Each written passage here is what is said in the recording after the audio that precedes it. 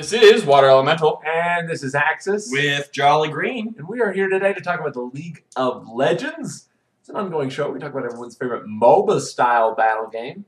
So we've got a lot of interesting stuff to talk about. No, we don't. Oh, yeah.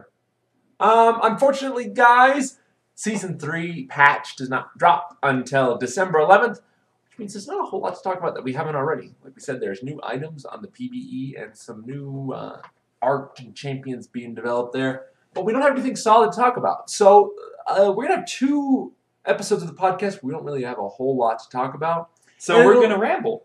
Well, I wouldn't say we're going to ramble. I mean, there might seem like there are parts where we're sort of vamping or rambling on when it doesn't really mean anything or contribute to the show. Parts of the show where you feel like, what are they talking about? Why are they just wasting my time? They don't respect my time. Well, I'm here to assure you that we do, in fact, respect your time. And we would never pad out the show for no real reason. So you respect their time and not ours. I don't respect your time. But if anything seems long-winded or perhaps drawn out, it's only because we're very passionate about it. And it's not because we're trying to make the show last a certain amount of time that would be consistent with the other show's times based on our current content. Hack! And so if you would just stop and say to yourself, well, I've been watching these guys for a while. Or maybe it's my first episode or second episode. I'm sorry if you're introduced on this episode. But I think these guys are pretty swell. And I don't think they would disrespect me in that way. And I will continue to go forward with this idea that they want to bring me the best League of Legends content, as well as maybe a chuckle or two along the way, while understanding, reviewing, and believing in themselves and their progress, as well as a couple of other prolific projects that happen to be in the works at lostforge.net. And on the channel and stuff. Wait, lostforge.net, correct? The Lost Forge. Go suck up. So, what is this said lostforge.net? Oh, for those of you who are not in the loop, it is the new website we're creating to collaborate with other YouTube channelers that bring out great content but don't get enough respect they deserve. And vloggers and article writers, and maybe some music too. We'll see. Music? I've been in talks with a gentleman artist I happen to know. We're going to get some fat beats. Some smooth beats. But enough random content. Let's talk about League. As we said, Season 2 is coming to a close, hopefully on December 11th, maybe even sooner if we're lucky. But let's talk a little bit about Season 2, what it meant to all of us. It meant a lot to me. This is the first time I actually got introduced into the heavy ranking stuff, mainly in the last month and a half of the ranks. But this also brought in a lot of interesting characters this time. We started the season, well, the year rather, with Sejuani. And this is kind of underwhelming. No one really likes Sejuani. I want to like her. I do too. But I just, her kit is so clunky and all the cooldowns are gigantic and she just feels like bad frozen Shyvana. I want to like her too. She just never seems to work out. It feels like you're riding a paywall trying to play the character. Well, I feel, oh man, just looking at this champion list is making me crazy. I feel like Hecarim came out like yesterday. I know. Well, no, I remember when Hecarim came out because I really paid attention to the launch of Hecarim. For Hecarim. Well, let's keep going down the list. Right after Sejuani was Ziggs.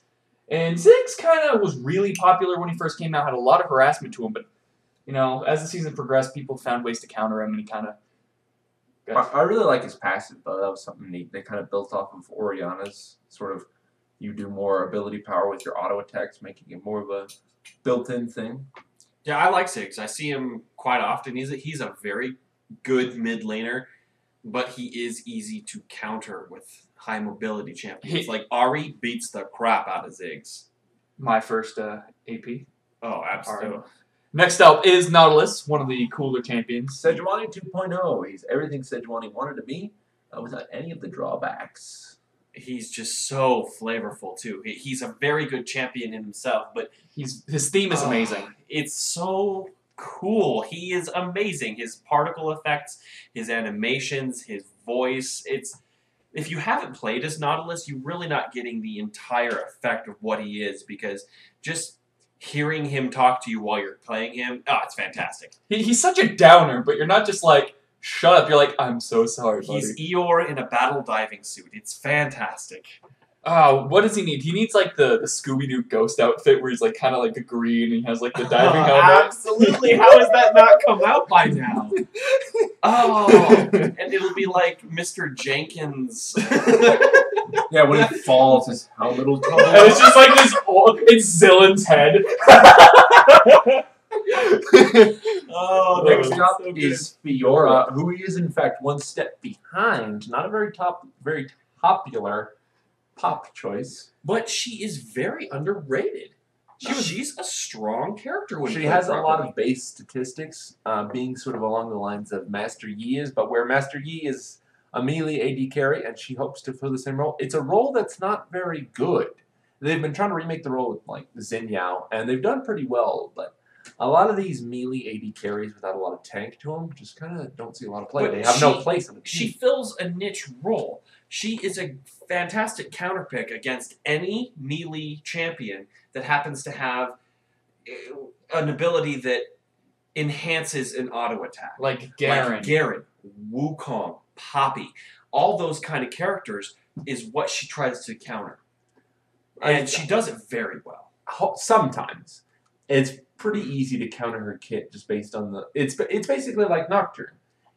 You know he can counter you, so you play around that idea where you bait it out of them, and all of a sudden they lose a big part of their DPS. Yeah, it's a catch-22 effect, but good Fiora players are easily separated by the bad ones. Good ones are able to anticipate that and, I don't know, play a duel like, I don't know, like fencing. It's... Our next guy is Lulu. Still a very popular support this day. Brought something that we hadn't really seen. Kind of like a legend personality-wise. Like a support that could do some serious damage. Mm-hmm.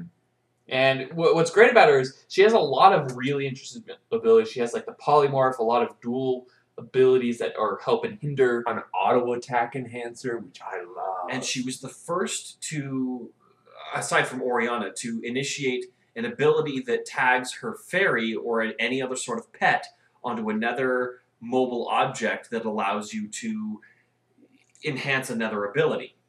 Kind of like what they did with Zed, kind of like what they're doing with a bunch of other characters. So she kind of laid the groundwork and let other champions kind of improve on it. But For she's multiple angle targeting, which is fantastic. It gives her such a depth and layering. Mentioned before is Hecarim. Fantastic champion. He is one that you don't see as often, but he's starting to come back. He's been very popular in a couple of these recent tournaments, especially at IGL, or IGN rather. And he's just hooves. He's one of my favorite characters, especially since they came out with the new skin form on Halloween, which is just, I don't know why they didn't come out with that on his first initial kit, but he has a very weak early game, like extraordinarily. Unless he's playing in game. threes, which he has a really great early game. Well, no, his early game is still weak, but it's supplemented by that it's threes. Yeah, you have more gold and items. But Hecarim is so much fun to play. He was great in threes because Van Damme's hammer is like the best item ever on this guy. It's ridiculous because his Q, you just spam it and gain all kinds of health and do tons of damage. Oh, Hecarim's great. There's actually a pretty big gap to the next champion. It was Varus. Varus is a failed champion concept. Varus is an AD carry that I like a lot, but he lacks what current meta AD carries have, and that is a steroid for damage. He has a slight AP modifier to his auto attacks, but the thing about the steroid is it has to scale. His passive is only granted on death, which means it can't be really used in combat. His escape is his slow and his ult, which is great as a team support, but in the way that, Ashe really has that cool team support ability, Varus has that same sort of token. He gets a little bit more range, but it ultimately isn't enough to make him a very good dueling AD carry, which is what you need in a lot of cases. Unfortunately, I cringe every time I'm support and I see a Varus anymore. Same here. It's so hard to support a champion that is just unable to just kind of stand out on his own without help from other champions. I'm not sure that you can adjust his ratios and make him much better than he is without making him overpowered. Yes, because his Q, Oh my god. His Q is like the only good thing about him. And that and his ult. Yeah. But I think with Season 3, with Randuin's, or whatever it's called, Randuin's Hurricane or whatever, I think an AP hybrid Varus might become a very serious threat. But the thing about Varus is his long-range poke, the wind-up warns you that he's about to do it. It's not like... But it has the range that you don't have to let them see you. Yes, but in the same sense, if they do see you, it's so easy to dodge. Because it's like...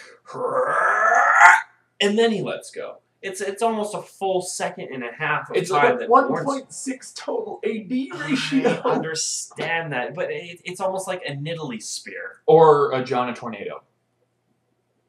Kind of.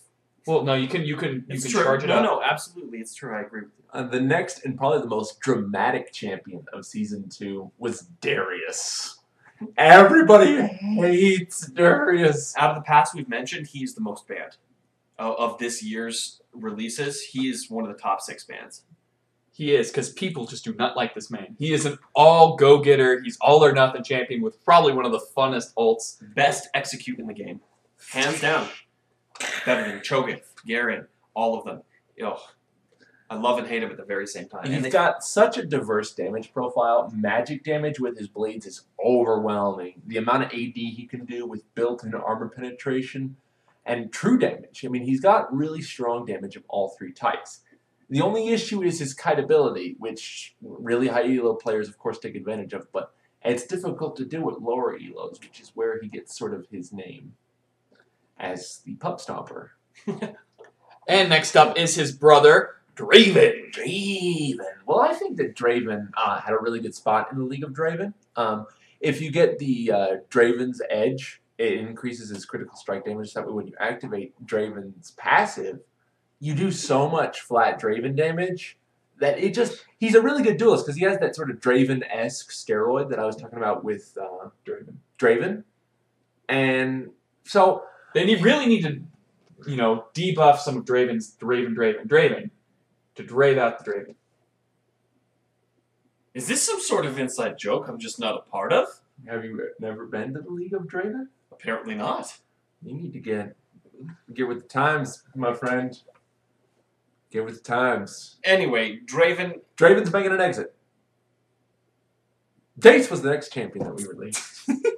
Jace.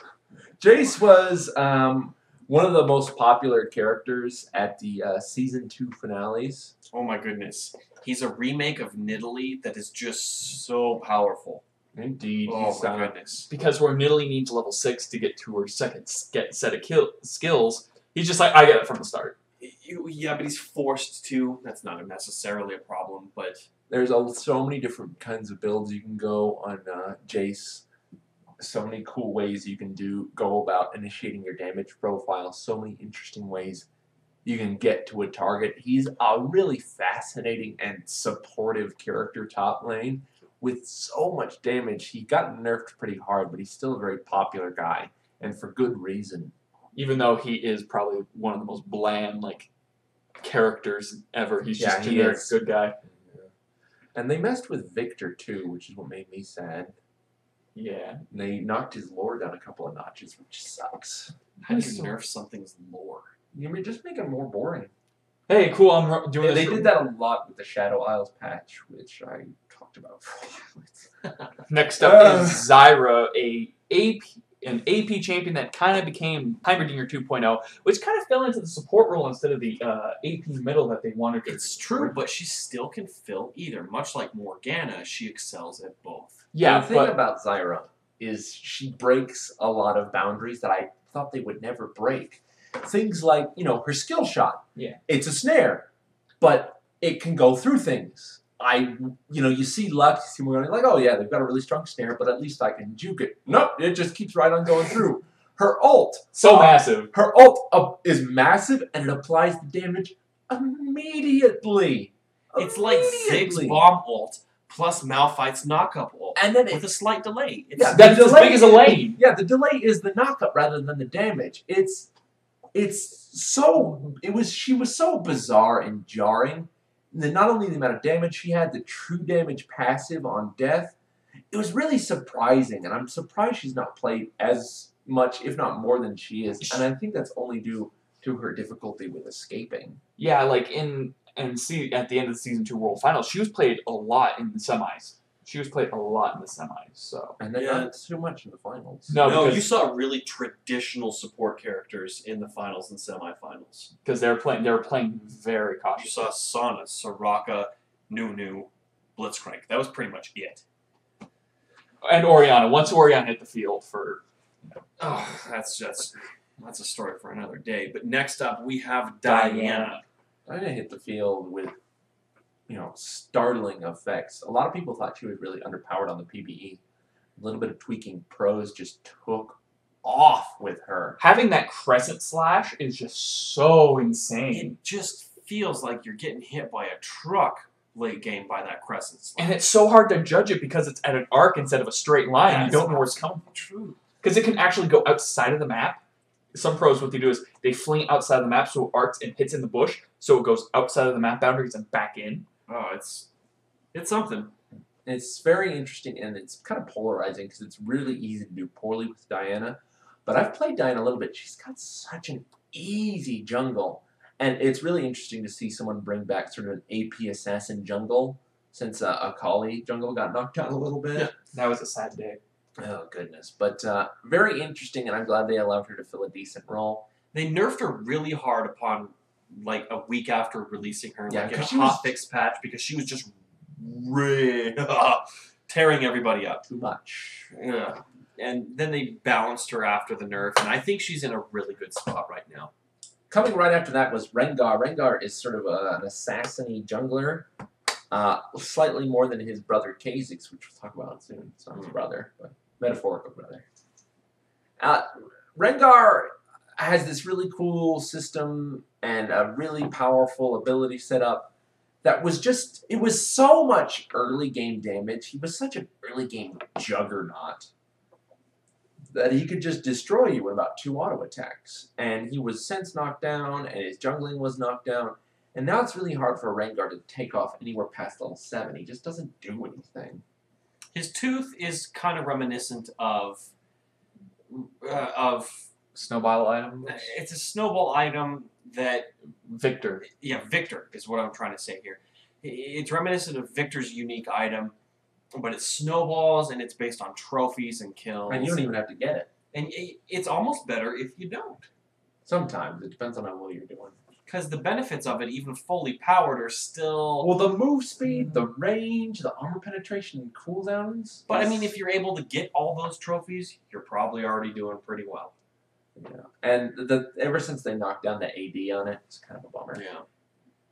Next up was Syndra. Syndra is a champion you don't really see that often.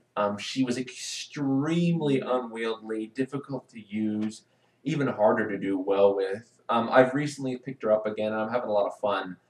But it's a lot of effort to play her, but she's very rewarding. She's also very unstable due to the effects with her and Blitzcrank. Ever since they introduced her, she's been having to be taken off and reworked several times just so she's not buggy with the minion toss and stuff, because that's a new mechanic, and it's just something that the game isn't used to, so there's a lot of things that they have to fix. But there's nothing more satisfying than seeing someone about to take your last hit and plucking it out of the air and going, no, I'm taking that, sorry. There have been so many times where I'm just like playing with my friends. They're like, I'm going to get blue buff. I'm like, okay. Just pick it up, walk away, drop it, kill it. I'm like, oh, I'm sorry. Didn't see you there. So next up, of course, is Kha'Zix. Kha'Zix ties in with Rengar. They've got a special event specifically designed around them. It's very interesting. Kha'Zix sort of has this similar feel of Rengar, but he has mana, he has a little bit of range, he has an untargeted gap closer. And they are extremely similar when you look at their ultimates. Stealth. Like, in and out phasing stealth kind of deal. But where Rengar was just a very, Deadly ganker, good duelist. like Kha'Zix can just keep going invisible and popping back out. He had a really slow start because no one knew how to build him at first. Yeah, everyone was thinking that he was just like Rengar. And where Rengar, you can kind of be a duelist skirmish guy. Kha'Zix, you got to be really delicate. You got to be an assassin. You got to dive in and out. He's really kind of interesting. He's the best character, in my opinion, at taking out the back lane supports and AD carries and AP squishes. Because Taste Their Fear is ballistic. Oh my It's goodness. so cool. I saw a ranked game a couple games ago where there was a mid lane Twisted Fate where he just jumped on the Twisted Fate and two-shotted him every single time. And this was full diamond on both sides of the team. He's just ridiculous at taking down squishy characters. After that, of course, was Elise, another champion that hasn't seen a lot of play. Elise doesn't have the damage to cut it. They wanted to make like a Fizz Jace hybrid where it would be an AP character that can switch between melee and range. That could do damage based on health and have cool steroids and avoid, attacks. And what really happened was they didn't know what to do with her, so they kind of made everything mediocre, and she wasn't able to do very well in fights. And it was very disappointing to see. She had a lot of cool things. She had a Legion of Spiders. She had a lot of things, but the Spiders would just be taken out so early in a team fight. She couldn't get the life back with her Honestly, attacks. in my opinion, the best thing about her is her Spider's potential for soaking up skill shots such as Ezreal's Q and Lux's thing.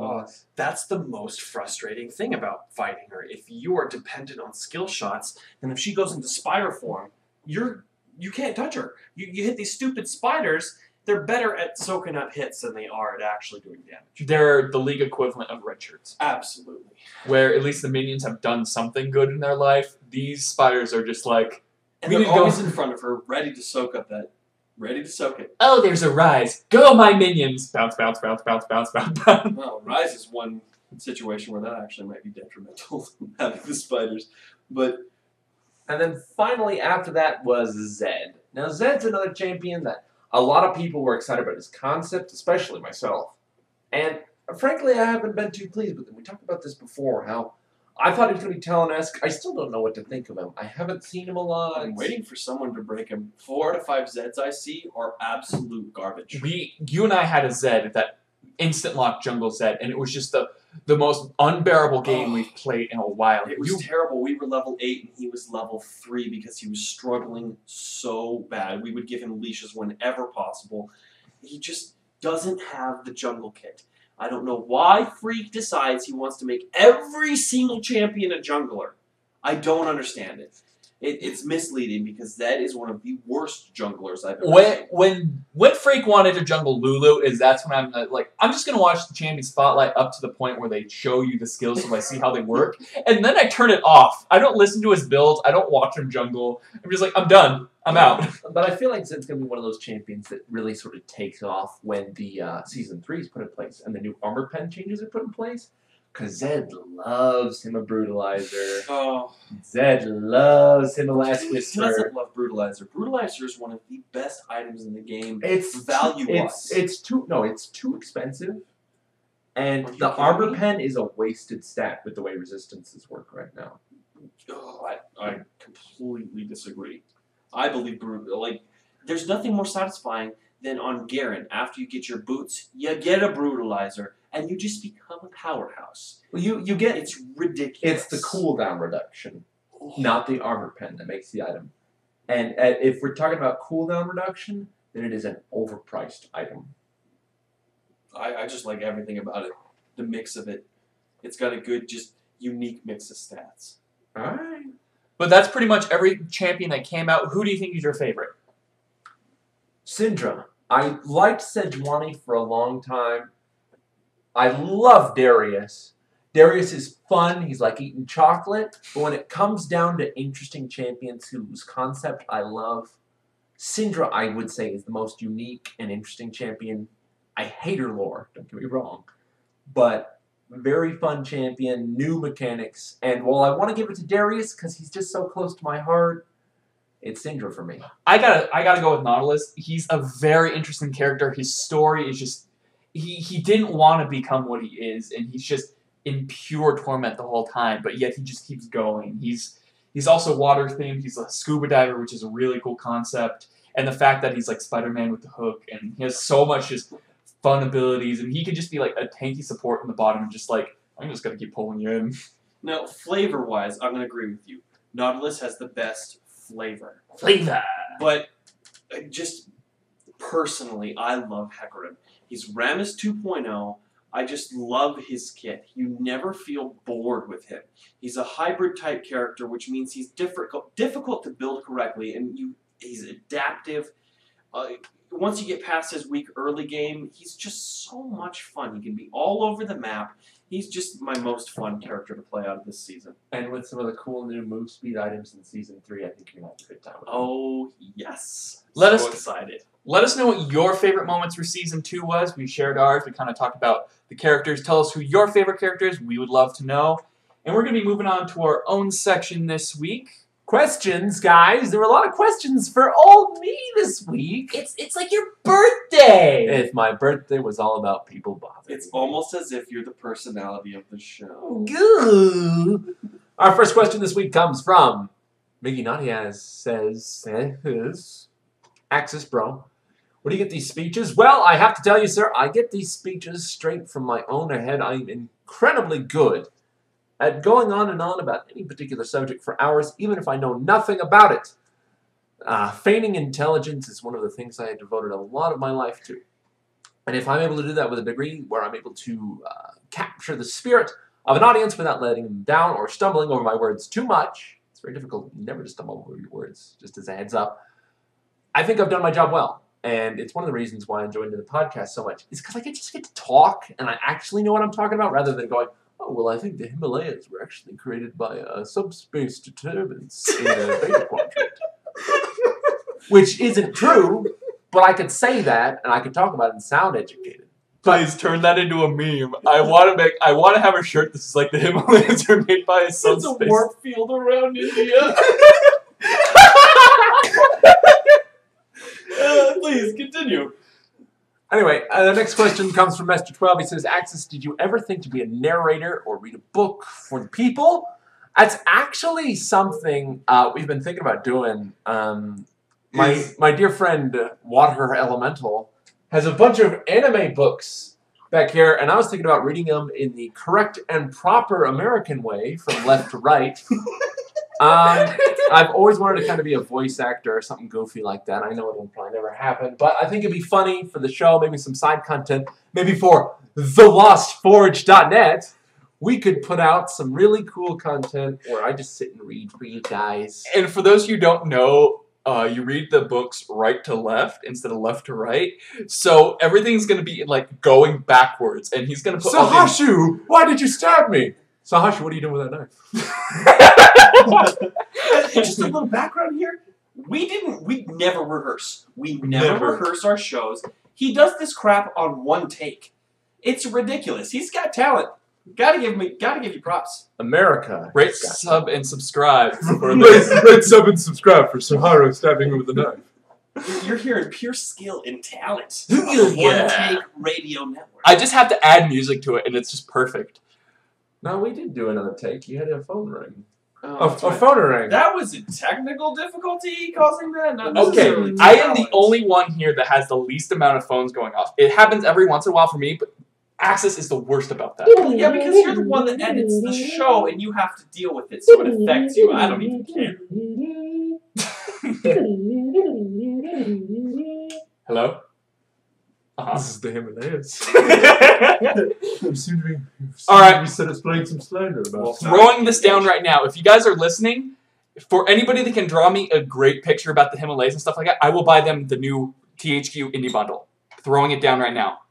Instant contest. The Oh my Humble Bundle, which I just found recently, off topic, fantastic. There's like 7 games on there. 3 of them are of the same series. But you can pay whatever you want. A large portion of it goes to charity. And you get like 7 games. I paid $5 for Saints Row the Third, 3 Company of Hero games, Darksiders, and Metro 2013. And I'm going to bump up my donation because I'm just incredibly impressed with it. But that's a little bit of a sidetrack. Promotion. Anyways, we're going to move on to our final question, and it is from Omega Heartless, and he says, with the new jungle changes and jungle items, will the jungle seem to be more or less difficult? Well, what they talked about on the PBE and with some of the forum stuff, they said specifically that they're moving the jungle to be much more difficult, And they're making it so it's even more difficult for traditionally AoE junglers, your Mundo, your Sejuani, your Maokai, characters that had very quick clear times by killing all the mobs at the same time, are now going to be moving a little bit slower. And single target junglers, your Fiddlesticks, your Warwick, are going to have a lot easier time and maybe even better clear times than they had Which is before. more of a balancing tool. Anyone who has ever jungled back in Season 1 knows how difficult it was. There was a very small set of junglers that were viable, i.e., like Warwick. Warwick That was it. and Zinnia. That's it. And Fiddlesticks. And Fiddlesticks, oh. Yeah, but Fiddlesticks would just go right to Dragon and just be like, suck. Fiddlesticks was good because of his sustain, but he was terrible at clear times. He still is. He's a little bit better with the Dark Blade. But he was the only one that could survive. Exactly. That's why he was, and Nunu was okay. Turbo sustain all day. But now I kind of like that they're... Actually, I'm not sure whether I like that they're making jungle a universal, any character can play type Because then deal. you're going to have those idiots that think that certain champions are Because I took a lot of time and effort to learn how to jungle. Soraka jungles! Let's go. Freak told me it's alright. Just build Trend Force, and you got it. You'll do tons of damage. But, yeah, I don't know. We'll see how it goes. I like that they're changing things up, so it's just not going to be the same old game over and over and over. True dat. But anyway, guys, we're going to wrap this up. Unfortunately, next week we're going to have something special for you. But this week... Unfortunately, we have something special. I am very... guys. Sorry, guys. No, You guys. are so present. We love questions. Every week we try to answer between 1 and 3, depending on what we have time for. Send your questions about us, about the show, about League of Legends, meta changes, Lost Forge. anything really about Lost Forge, the Lost Forge. It's Lost Forge. Don't listen to him. He's a jackass. And just send us a question. We love answering them. It gives us feedback. We know that you guys care about the show, and that's what matters. We take them at spasticgaming@gmail.com. You can email them to us or post them in the comments section below. And yeah, I hope to hear from you. And this has been Axis. And Water Elemental. With Jolly Green. And guys, check out lostforge.net. We're putting up a bunch of new content. We're going to have a lot of cool stuff, articles. And if you're interested in contributing, definitely send us an email. I will be happy to get back to you and talk to you. And it's been Axis. Water Elemental. We already said this, didn't we? Jolly Green!